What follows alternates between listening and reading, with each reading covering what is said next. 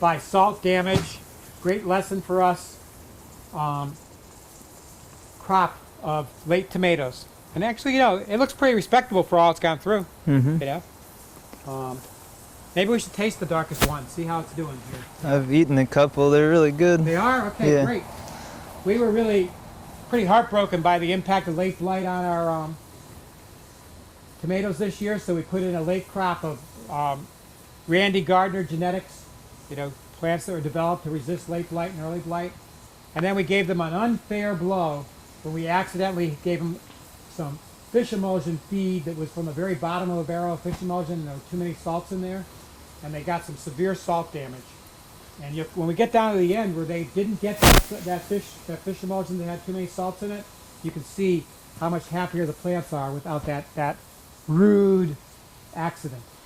But they're still producing some really nice, very late season tomatoes with no heat.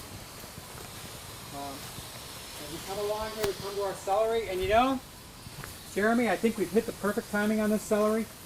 I like the celery to come in so it's ready to harvest right around Thanksgiving. Oh, cool. You can harvest it all winter, and let's just have us a taste of one of these stalks. Let's harvest our first new crop celery.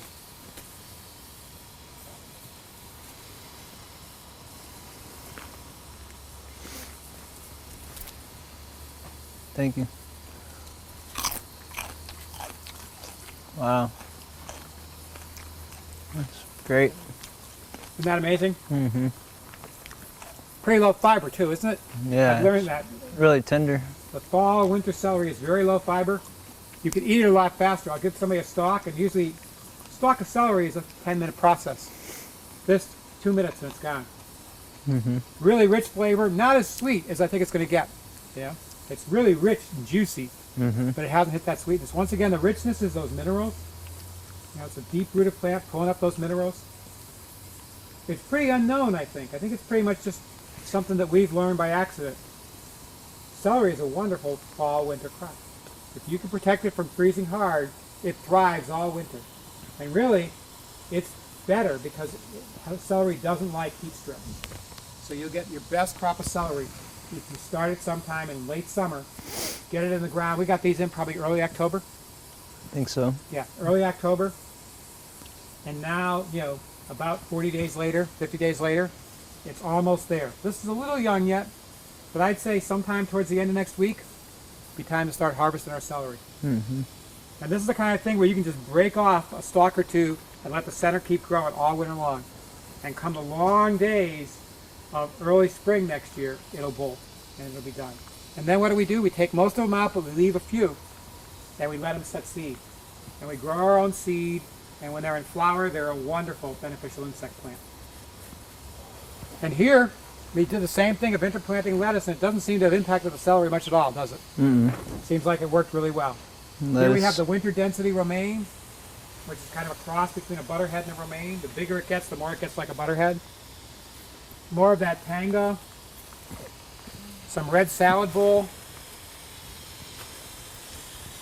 Looks like that's about what we have in here. I think we had some butterheads outside, out in the field, but here I think it's those three.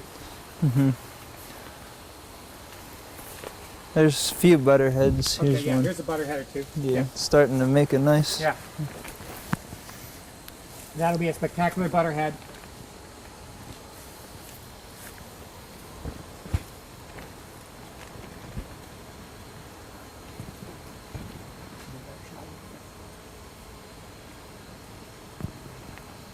And here's a great lesson too. I was coming through to harvest salad probably about a week ago and saw this huge red salad bowl and thought, there's a butterhead next to it that's really kind of being impacted. So I made it a point to harvest that salad bowl. Now, the butterhead is impacting the salad bowl, and the salad bowl is going to grow very slowly. When we harvest the butterhead, that salad bowl will just explode and put on a huge amount of growth. It's just waiting to be released. It's kind of like in the forest, where the small trees are waiting for the big ones to fall, and then they're released, and you get a second crop. Or, with the forest, a continuation of the forest canopy. These were the ones. These are the ones that were looking really good, but I believe we had some cold Almost looks like frost. Yeah, it looks like frost damage. Yeah, the door was probably open, and they got a little frost damage. But you can see the difference in the canopy, you know, compared to the ones down there.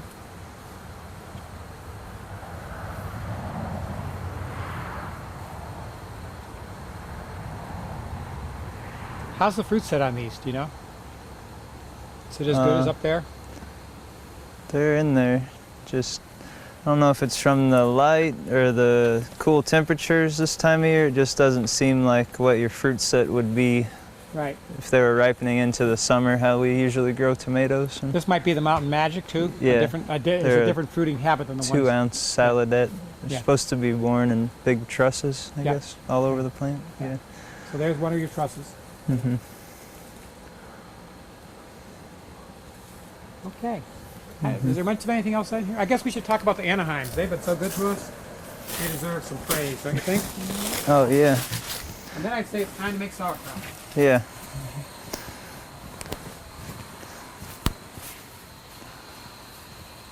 We just picked all of the ripest ones this morning, actually, so there's not many red ones on there right now. That's okay. We can see the ones that are still on there that are red, and we can see the ones that are coming. There's a lot of color.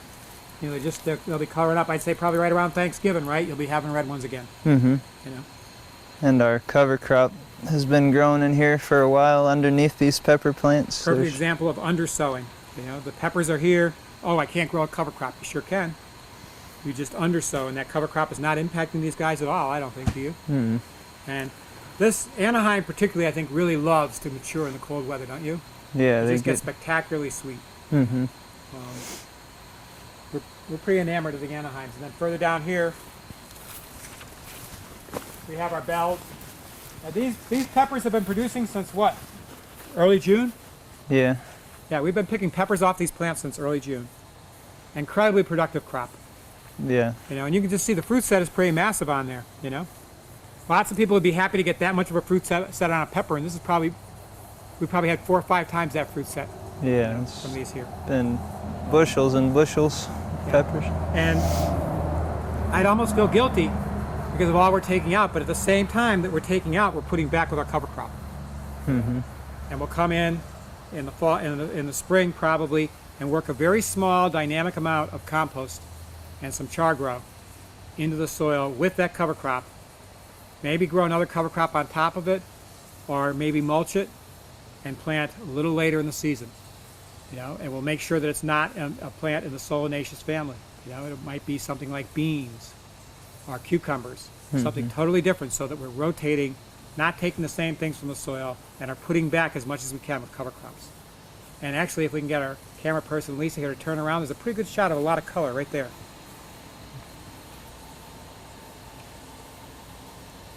Soon to be deep red, but probably the best shot of color after a pretty heavy harvest of peppers.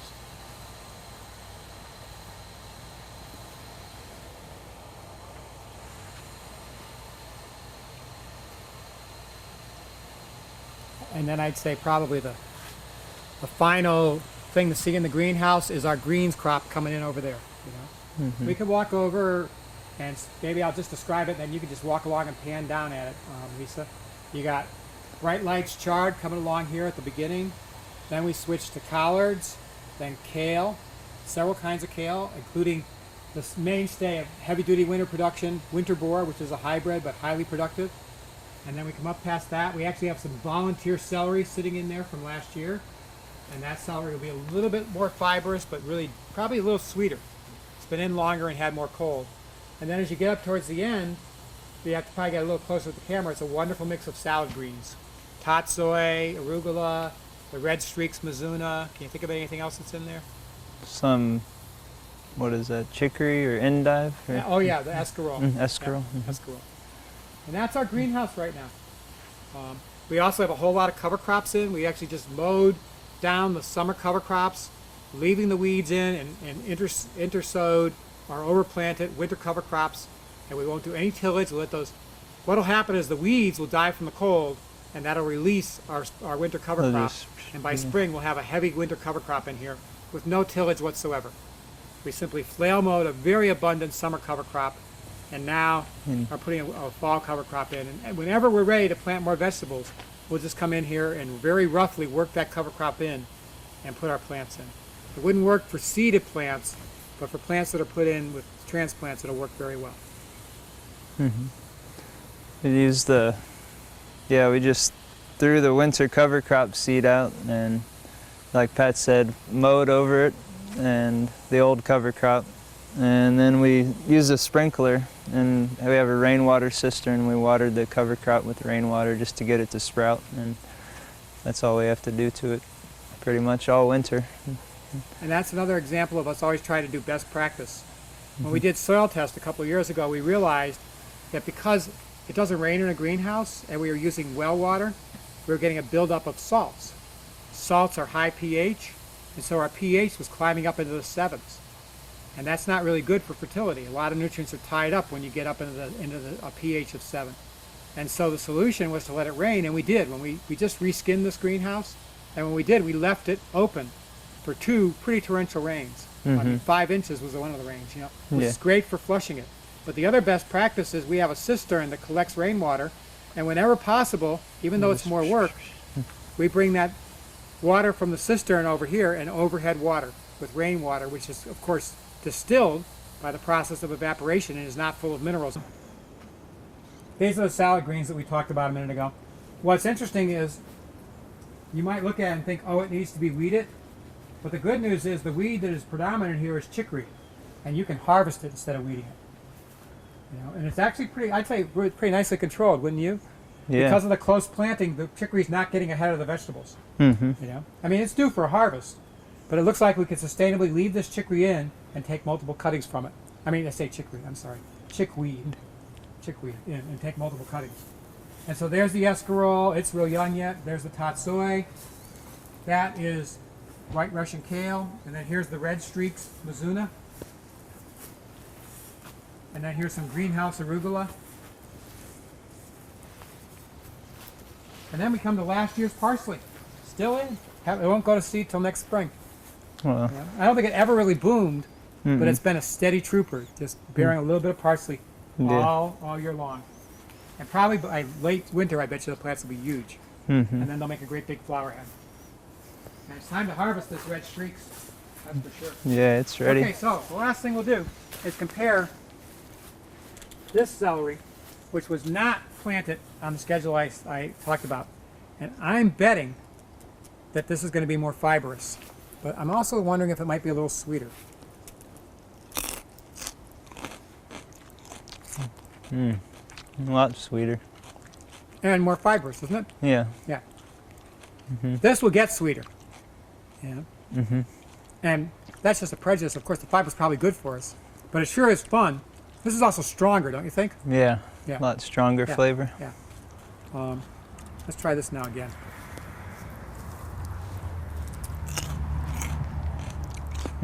Way more tender.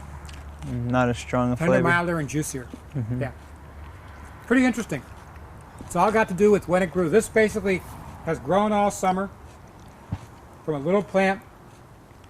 Probably just basically side pieces left from when we harvested it. Yeah, little rosettes. And they've shot up, and we let them be here. So we've had celery pretty continuously since last, I think, when did we first start harvesting it? Probably last July.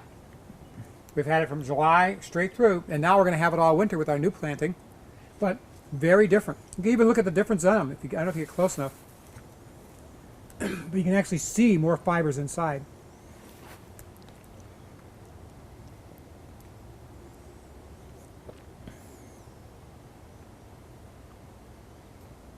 I've heard of people buying celery at the store, and they'll chop all the stalks off, and they'll leave that much of the base of the plant, and then they'll plant that, and they'll get a whole nother celery. It'll keep growing. Yeah. That definitely does work. Grow roots and. Yeah. The only issue there is when you're buying it at the store, you don't know if that plant had a disease. That's the issue always when you're bringing stuff in from stores. I used to be real into buying stuff from stores and planting it, but then taking a risk of. And indeed, the classic example of that is people bought garlic from grocery stores in Canada, brought it to New York and planted it for seed, and now they have a serious infestation of bloat nematode in New York garlic fields. Wow. And so that's why it's a good idea to think twice about where you get your seed stock from. Yeah. I say that having to confess that I bought ginger at the co-op because I couldn't get ginger seed. But what I did was grow it in containers. Now I didn't see any disease, but had I seen disease, I could then take that container of soil, compost it, get it up to 150 degrees for several weeks, Kill and any. take that disease out. Yeah. Okay.